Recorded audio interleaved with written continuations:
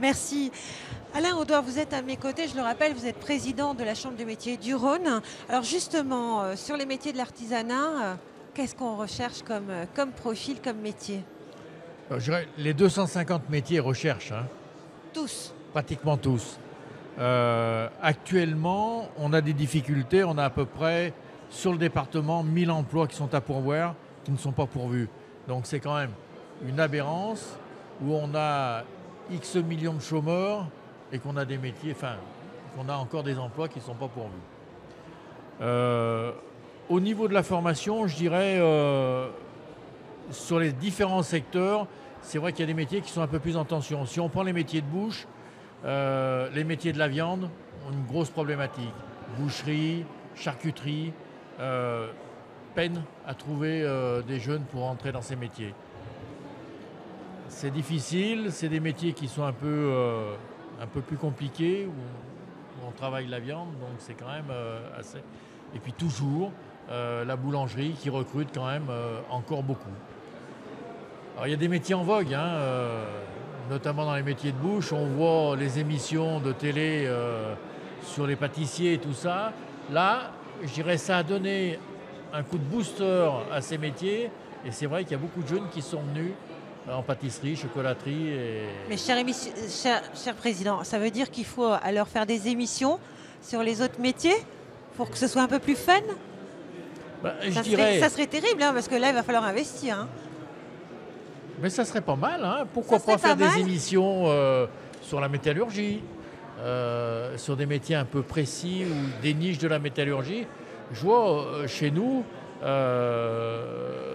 dans les métiers de la fabrication, alors que ce soit les métiers d'art, où on a des problématiques pour recruter parce que c'est des métiers qui sont assez rares et où on a de la formation et on a de la chance à Lyon, parce qu'on a quand même la SEPR, où il y a l'Institut des métiers d'art et métiers rares, où on arrive à former des jeunes, mais c'est compliqué à trouver ces jeunes pour les former.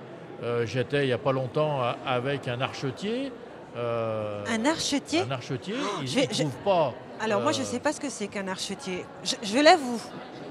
Un violon pour qu'il marche, il faut qu'on ait un archet. Mais bien sûr.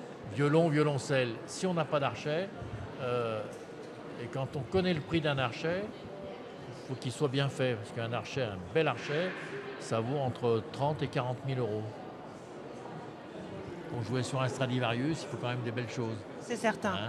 Hein, et puis à côté de ça, le bâtiment, malgré les problématiques qu'il y a actuellement, recrute toujours. On a des métiers, les métiers de la finition, la peinture, la serrurerie, tout ce qui est un peu, je dirais, où on amène de la plus-value. On voit la ferronnerie d'art, la serrurerie ou la ferronnerie d'art recrutent et ont des besoins, parce qu'ils sont aussi sont en tension, parce que les marchés sont là et il faut fournir.